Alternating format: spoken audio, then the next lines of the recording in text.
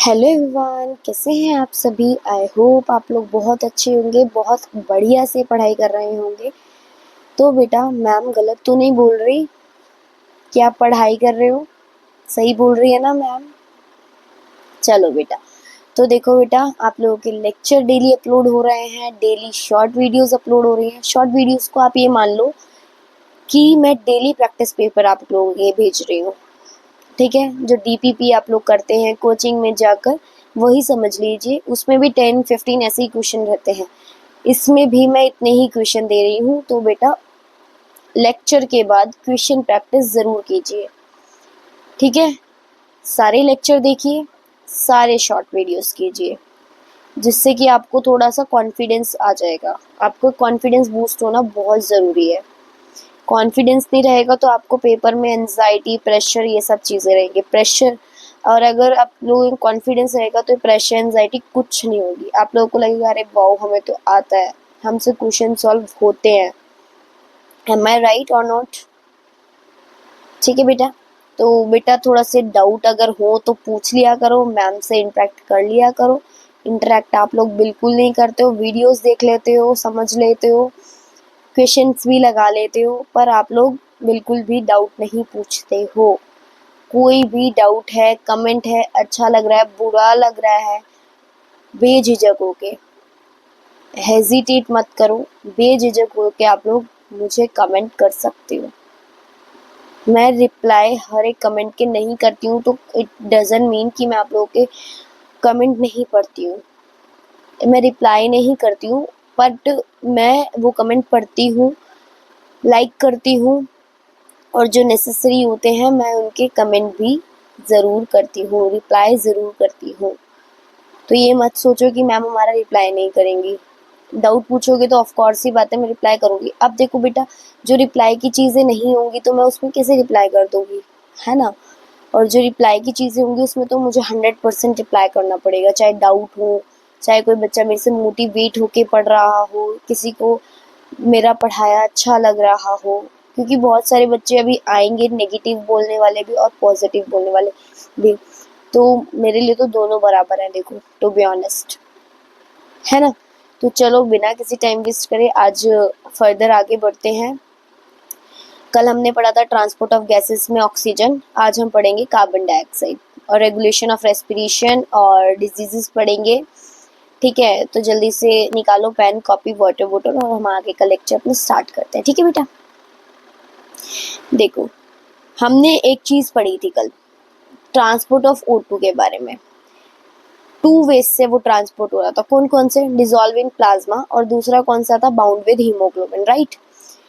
अब वो dissolve in plasma कितने परसेंट कर रहा था? Only 3%, right. जबकि वो जब हीमोग्लोबिन के साथ बाउंड कर रहा था तो कितना बना रहा था बेटा? 97%। ठीक है, ऐसे ही ट्रांसपोर्ट ऑफ O2 3 वेज से करता है। Dissolve in plasma, bound with O2, ये तो बाउंड विद हीमोग्लोबिन, सॉरी, ये दोनों पॉइंट्स O2 में भी थे, CO2 में भी है। बट CO2 में एक एडिशनल पॉइंट और आ गया, that is S bicarbonate. Bicarbonate के थ्रू भी वो करता है, बाइकार्बोनेट जैसे भी वो करता है। ठीक है, अब कितना परसेंट करता है, कैसे करता है, वो मैं बताती हूँ। देखो, डिसॉल्व इन प्लाज्मा, जब वो प्लाज्मा में डिसॉल्व होता है तो वो सिर्फ 7% डिसॉल्व होता है, 7% ट्रांसपोर्ट होता है। जब वो बाउंड करता है हीमोग्लोबिन के साथ, तब वो क्या करता है बेटा? कितने परसेंट? 20 से 25%, मतलब अप्रॉक्स आप मान लो 23%। ठीक है, फिर वो आता है एस बाइकार्बोनेट आयन, वो कितना करता है? 70%, राइट। अब देखो, dissolve in plasma 7%, bound with haemoglobin 20 से 25%, एस बाइकार्बोनेट, बाइकार्बोनेट की तरह कैसे करता है बेटा वो?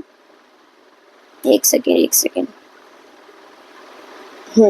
एस बाइकार्बोनेट, ओहो शिट, क्या हो रहा है आज?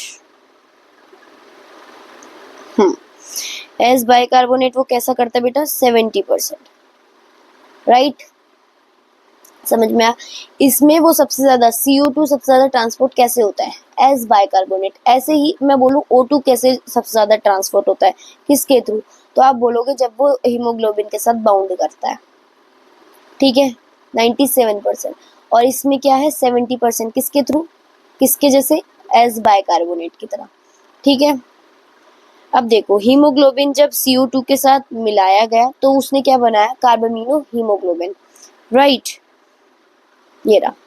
अब मैंने आपको कल बताया था every 100 ml of oxygenated blood कितना O2 डिलीवर करता है बेटा, 5 ml ऑफ O2 मैंने आपको बताया था।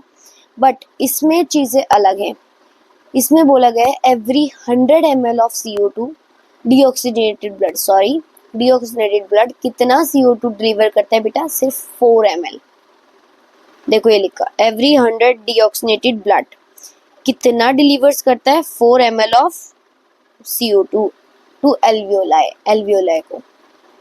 ठीक है, अब देखो कार्बोनिक एनहाइड्रेस, ये एक एंजाइम है, किसमें प्रेजेंट होता है बेटा, ये आरबीसी में, लेकिन इसका कुछ अमाउंट प्लाज्मा में भी होता है। क्लोरीन शिफ्ट, जिसे हम हैमबर्गर्स भी बोलते हैं, हैमबर्गर्स फिनोमिना भी बोलते हैं, chlorine into RBC from plasma to balance the movement of bicarbonate. ठीक है, इतनी बेसिक इंग्लिश तो बेटा सबको आती होगी। यही सेम चीज यहाँ पे लिखी है, ये देखो, dissolve in plasma, bound with haemoglobin, bicarbonate ion, सारा लिखा है, टिश्यू, प्लाज्मा, आरबीसी।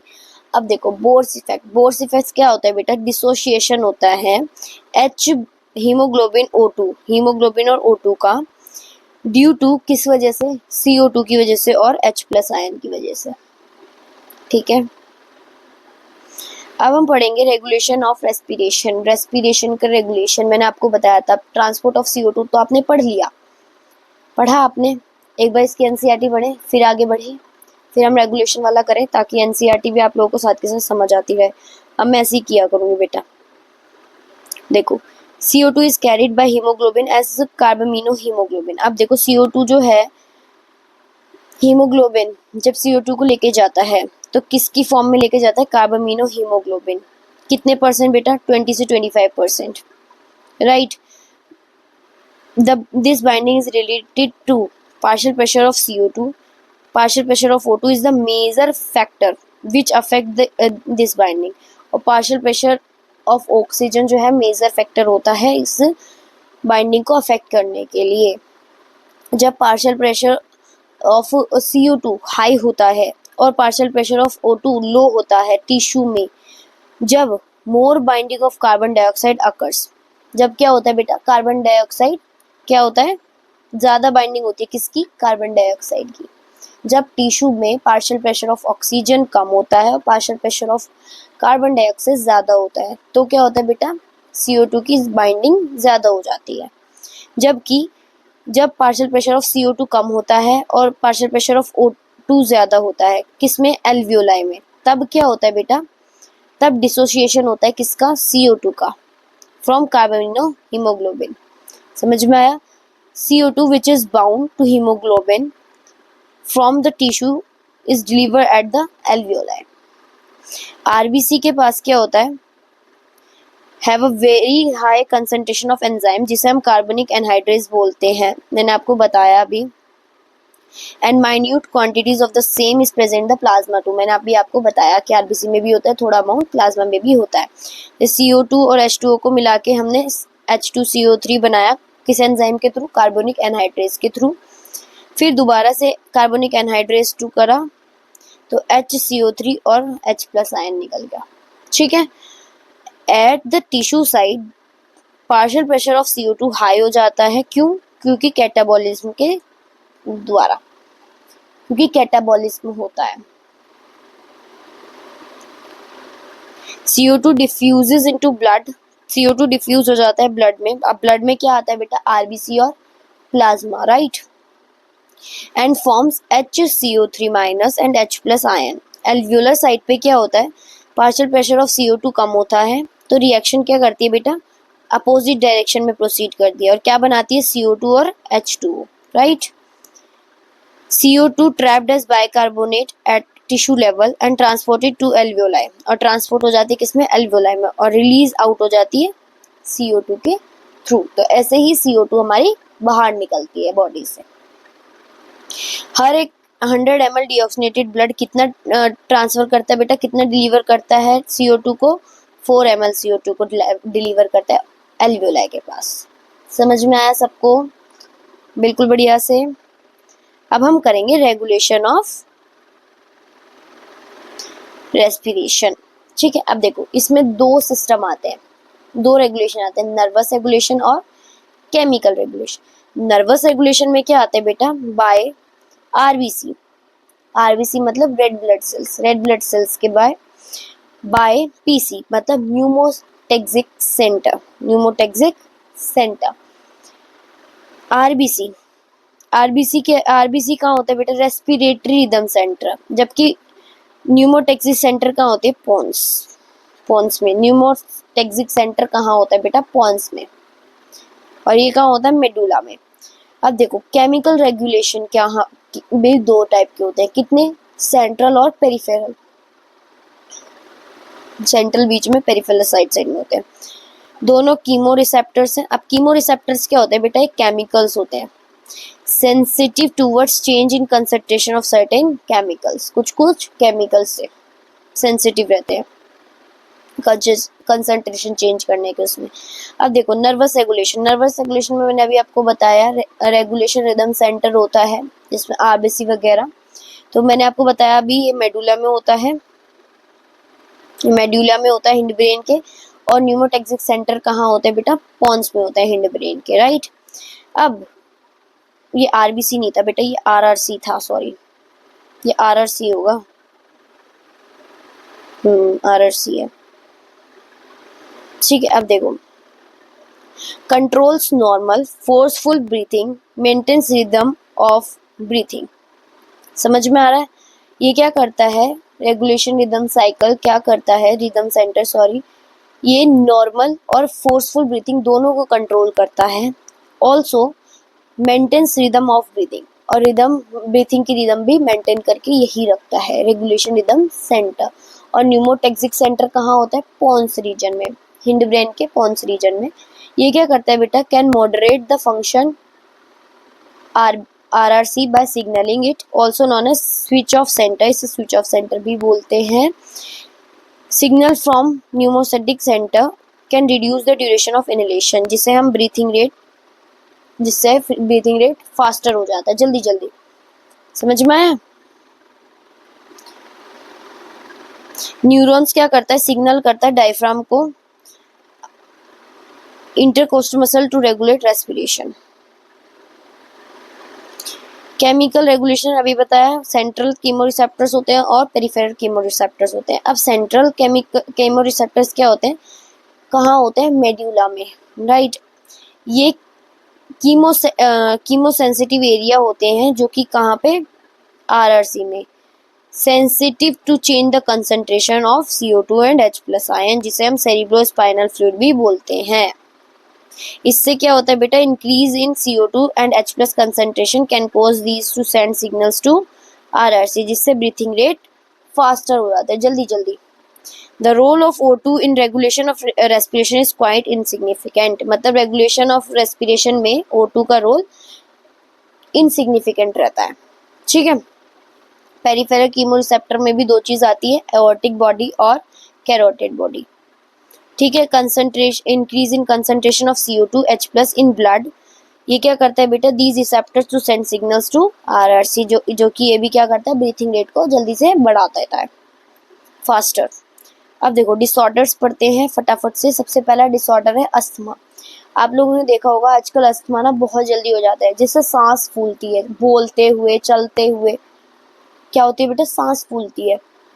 आप धीरे धीरे जल्दी सांस लेने लग जाते हो, लाइक दिस, ठीक है, जल्दी सांस लेने लग जाते हो, आपको ब्रीथिंग में दिक्कत होती है और भी चीज़ों में दिक्कत हो सकती है। ये क्यों होता है बेटा, देखो it is an allergic disorder, ये एक एलर्जिक डिसऑर्डर है जिसमें कि इन्फ्लामेशन होता है, किसमें, ब्रोंकाई और ब्रोंकियल्स की वॉल में। इन्फ्लामेशन का मतलब क्या होता है, रेडनेस, स्वेलिंग, ठीक है। Hair excessive mucus secreted spasm, the wall of bronchi bronchioles, prolong contraction हो जाती है ब्रोंकाई और ब्रोंकियल्स की वॉल में। जिससे ब्रीथिंग में डिफिकल्टी होने लग जाती है, सांस नहीं आती है, राइट। और वीजिंग साउंड भी निकलती है कभी कभी, जब आप तेज तेज सांस लेते हो तो वीजिंग साउंड निकलती है ना, लाइक दिस निकलती है ना, तो यही वाली सांस की आवाज होती है ये, ठीक है। ये किससे होती है? एलर्जी, डस्ट वगैरह ये सब चीजों से भी बहुत जल्दी हो जाता है। अब देखो एम्फाइसीमा, एम्फाइसीमा का मतलब क्या होता है? फुल ऑफ एयर, एयर से भरा हुआ। इसमें क्या होता है? It is a chronic disorder, ये क्रॉनिक डिसऑर्डर है जिसका मेजर रीजन क्या है? Secret smoking. जो लोग सीक्रेट पीते हैं, ठीक है, उनको ये ज्यादा होता है एम्फाइसीमा। एल्वियोलर वॉल इसमें डैमेज हो जाती है। अब एल्वियोलर वॉल का डैमेज होना क्या होता है बेटा? इलास्टिसिटी लूज हो जाती है, इलास्टिक प्रोटीन नहीं बनता है, and reduce surface for the exchange of gases. और जो सरफेस एक्सचेंज करते हैं गैसेस को, उनका भी वो कर देता है, वो रिड्यूस कर देता है। Feels like lung still filled with air, और ऐसा लगता है हमारे लंग्स अभी भी, हमारे लंग्स में एयर भरी हुई है, ठीक है। थर्ड डिजीज है ऑक्यूपेशनल रेस्पिरेटरी डिसऑर्डर। देखो जो इंडस्ट्रीज होती है ना, उनमें मास्क क्यों लगा के रखा हुआ होता है? बताओ क्यों रखा हुआ होता है बेटा? ये देखो, for people making coal mine cement stone baking industries में क्या कर रहा था? Come in contact with pollutants in everyday. ये मास्क लगा के रखते हैं ताकि सीरियस लंग डैमेज ना हो, ठीक है। Fibrosis in upper part of lungs, fibrosis हो जाता है लंग्स के अपर पार्ट में, तो इसलिए ये मास्क को लगा कर रखते हैं ताकि लंग्स डैमेज ना हो। समझ में आया? ऑक्यूपेशनल रेस्पिरेटरी डिसऑर्डर को हम न्यूमोकोनियसिस भी बोलते हैं। Silicosis, silicon that is silicosis, asbestos that is asbestosis. समझ में आया एवरीवन? CO2 पॉइजनिंग, ये तो मैंने आपको बता दिया, कार्बामिनो हीमोग्लोबिन वगैरह। CO2 जो है 200 से 250 टाइम्स मोर एफिनिटी है बेटा हीमोग्लोबिन की, हीमोग्लोबिन की तरफ उसकी ज्यादा एफिनिटी है। किसकी बेटा? CO2 की। कितने टाइम्स? 200 से 250 times. Then O2, closed room, burning lamps, incomplete combustion, CO2 formed, binding to O2, bind to hemoglobin, oxygen cannot bind, eventually oxygen not given to tissue और death हो जाती है। हाइपोक्सिया क्या है बेटा? जब टिश्यू में O2 कम होता है। एल्टीट्यूड सिकनेस क्या होती है? बताओ बेटा। जब आप ऊपर जाते हैं पहाड़ों की तरफ, तो आपको सांस लेने में थोड़ी सी दिक्कत हो सकती है, क्योंकि वहाँ पे ऑक्सीजन की कमी कम, जैसे जैसे हम ऊपर जाते रहेंगे वैसे वैसे क्या होगा बेटा? ऑक्सीजन की कमी होती रहेगी, राइट। अब देखो हाई एल्टीट्यूड में लो पार्शियल प्रेशर होता है ऑक्सीजन का, हमें हमारे ब्लड को इतना ऑक्सीजन नहीं मिल पाता, तो हीमोग्लोबिन क्या होता है बेटा? कंप्लीटली सैचुरेटेड नहीं हो पाता, तो हाइपोक्सिया देखा जाता है उन पर्सन्स में, सांस लेने में दिक्कत। तो उसे क्या बोलेंगे बेटा? Altitude sickness. To compensate, body produces more RBC so that whatever O2 is available can be utilized maximally to bind hemoglobin। तो इस केस में क्या किया जाता है? बॉडी को ना ज्यादा से ज्यादा रेड ब्लड सेल्स बनानी पड़ती है, ताकि जितना भी अमाउंट ऑक्सीजन का प्रेजेंट है वो क्या बोलते हैं, can be utilise maximumly to bind with haemoglobin, ताकि वो ज़्यादा से ज़्यादा मैक्सिमाइज हो, बने, यूटिलाइज होए। किसके लिए बेटा? बाइंड करने के लिए हीमोग्लोबिन को। समझ में आया? चलो ये रेगुलेशन ऑफ रेस्पिरेशन पढ़ते हैं। Human beings have significantly ability to maintain and moderate rhythmic respiratory rhythm, ताकि बॉडी की डिमांड्स हो सके, पूरी हो सके बॉडी टिश्यू की demand. This is done by the neural system, मैंने आपको बताया, जिसमें एक रीजन होता है मेड्यूलरी रीजन जिसे हम रेस्पिरेटरी रिदम सेंटर बोलते हैं, और दूसरा पॉन्स रीजन होता है, मतलब न्यूमोसेटिक सेंटर होता है जो पॉन्स के पास होता है, हिंड ब्रेन में पॉन्स के रीजन में मिलता है। समझ में आया? Neural signal from the centre can reduce the duration of inspiration and thereby alter the respiration rate. A chemosensitive area situated to rhythm center which is highly sensitive to CO2 and hydrogen ions. Increase in these substances can activate this center, which in turn can signal the rhythm center to make necessary adjustment. Respiratory process में क्या होता है? By which these substances can be eliminated. Receptor associated with aortic arch, carotid artery, मैंने आपको बता दिया. ये भी क्या करते हैं? रिकॉग्नाइज करते हैं चेंजेस को, किसमें? CO2 में और H+ कंसंट्रेशन में, और नेसेसरी सिग्नल्स को रिदम सेंटर पे भेजते हैं. The role of oxygen in the regulation of rhythm centre is quite insignificant. मैंने आपको बताया क्या बोलते हैं बेटा, रेगुलेशन ऑफ रेस्पिरेशन में O2 का यूज थोड़ा सा इनसिग्निफिकेंट है. डिसऑर्डर्स देखो बेटा, डिसऑर्डर्स ऑफ रेस्पिरेटरी सिस्टम. ठीक है. Asthma is the difficult in breathing causing wheezing sound due to inflammation of bronchi bronchioles. मैंने आपको बताया वीजिंग साउंड प्रोड्यूस करता है. क्यों? क्योंकि इन्फ्लेमेशन हो जाता है ब्रोंकाई और ब्रोंकियल्स की वॉल में. एम्फाइसीमा क्रॉनिक डिजीज है ये, इसमें एल्वियोलर वॉल डैमेज हो जाती है, जिसके कारण क्या होता है बेटा, रेस्पिरेटरी सरफेस डिक्रीज हो जाता है. इसका एक मेन कारण है secret smoking. Occupational respiratory disease में क्या होता है, कुछ इंडस्ट्रीज में स्पेशली जो ग्राइंडिंग और स्टोन ब्रेकिंग होती है उसमें मच डस्ट इज प्रोड्यूस, बहुत ज़्यादा डस्ट प्रोड्यूस होता है. That the defence mechanism of the body can not fully cope with the situation. Long exposure can give the inflammation leading to fibrosis. मैंने आपको बताया लंग्स के अपर पार्ट में fibrosis हो जाता है, फिब्रोसिस हो जाता है. और ताकि सीरियस लंग डैमेज ना हो तो वर्कर्स जो है इंडस्ट्रीज में मास्क भी पहन कर रखते हैं. चलो बेटा बताओ, most CO2 is transported in blood as. मैंने बताया था O2 में कैसे ट्रांसफर होता है सबसे ज़्यादा ब्लड, और CO2 में कैसे होता है? बाइकार्बोनेट आयन के थ्रू. तो answer should be C. Carbonic anhydrase is present mainly in. Carbonic anhydrase जो एंजाइम था वो किस में प्रेजेंट था बेटा? मैंने आपको बताया था RBC में प्रेजेंट था, और कुछ अमाउंट जो है प्लाज्मा में भी प्रेजेंट था. ठीक है, तो सबसे पहले हम RBC को प्रायोरिटी देंगे. RBC नहीं होता तो हम प्लाज्मा को देते हैं. In alveoli, bicarbonate ion are converted into CO2 because, देखो बेटा मैंने आपको 3-4 रीजन बताए थे. अब CO2 कब होता है बेटा, कन्वर्ट कब हो जाता है एल्वियोलाई में? बाइकार्बोनेट आयन एल्वियोलाई में कन्वर्ट होके CO2 क्यों बनता है? एक रीजन मैंने आपको बताया था, जब CO2 बढ़ जाता है, O2 घट जाता है, प्रेशर, पार्शियल प्रेशर बेटा, टेम्परेचर बढ़ता है, टेम्परेचर बढ़ता है, pH घटता है, H+ भी बढ़ता है. ये रीजंस थे मेन. अब देखो इनमें से कौन सा रीजन मैच कर रहा है? PCO2 इसमें बढ़ना चाहिए, तो ये बढ़ रहा है नहीं ना, ये घट रहा है, तो यही आंसर होना चाहिए. ये तो बेटा मैंने आपको फैक्ट बताया है कि ये फैक्ट होता है. अगर इसे हम अपोजिट कर देंगे तो अपोजिट हो जाएगा. लाइक दिस, अगर PCO2 कम है तो PO2 बढ़ेगा, राइट. टेम्परेचर घटेगा, ये तो मैं आपको फैक्ट बता रही हूँ, और pH बढ़ेगा, H घटेगा, ये एक फैक्ट है. But I am talking about कि क्वेश्चन में पूछा गया है एल्वियोलाई में बाइकार्बोनेट आयन कन्वर्ट क्यों होता है CO2 में.